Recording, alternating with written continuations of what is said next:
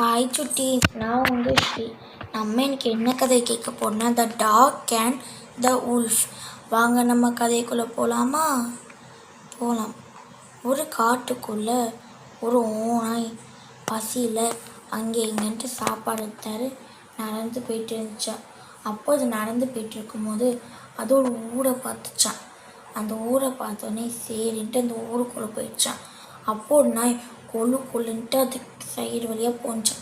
அதை பார்த்த ஓநாய் அந்த நாய்க்கிட்டே, நாயே, நீ மட்டும் எப்படி இப்படி கொள்ளுன்ட்டு இருக்குன்னு கேட்கும்போது, நான் எங்கள் மாஸ்டர் எனக்கு சாப்பாடு போடுறாங்க, நான் வீட்டை பத்திரமா பார்த்துக்கிறதுனால எனக்கு சாப்பாடு போடுறாங்கன்ட்டு அந்த நாய் செஞ்சான். அதை கேட்ட அந்த ஓநாய், என்னையும் கொஞ்சம் கூப்பிட்டு போறியா கேட்சான்.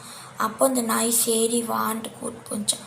அப்போ அந்த ஓநாய் அந்த நாய் கழுத்தில் ஏதோ ஒரு காயத்தை பார்த்துச்சான். அப்போ அந்த நாய்கிட்டே, நாயை என்ன கழுத்தில் காயம்ன்ட்டு அந்த ஓநாய் கடிச்சான். அப்போ அந்த நாய், அப்போ போய் நீ கெட்டி போடுவான்னு சொன்னான். அப்போ அந்த ஓநாய், என்ன உனக்கு ஃப்ரீடமே கிடையாதா? எனக்கு சாப்பாடு இல்லாட்டி கூட பிரச்சனை இல்லை, எனக்கு ஃப்ரீடம் வேணும், நான் ஃப்ரீடமாக தான் இருக்கணும்ன்ட்டு சொல்லிவிட்டு அது குருன்ட்டு காட்டுக்குள்ளே ஓடி போயிடுச்சான். சுட்டீஸ், நம்ம இந்த கதையிலேருந்து என்ன தெரிஞ்சுக்கணும்னா, எல்லாத்தோட ஃப்ரீடம் தான் ரொம்ப பெருசு. இந்த வீடியோ உங்களுக்கு பிடிச்சுன்னா லைக் பண்ணுங்கள், கமெண்ட் பண்ணுங்கள், ஷேர் பண்ணுங்கள்.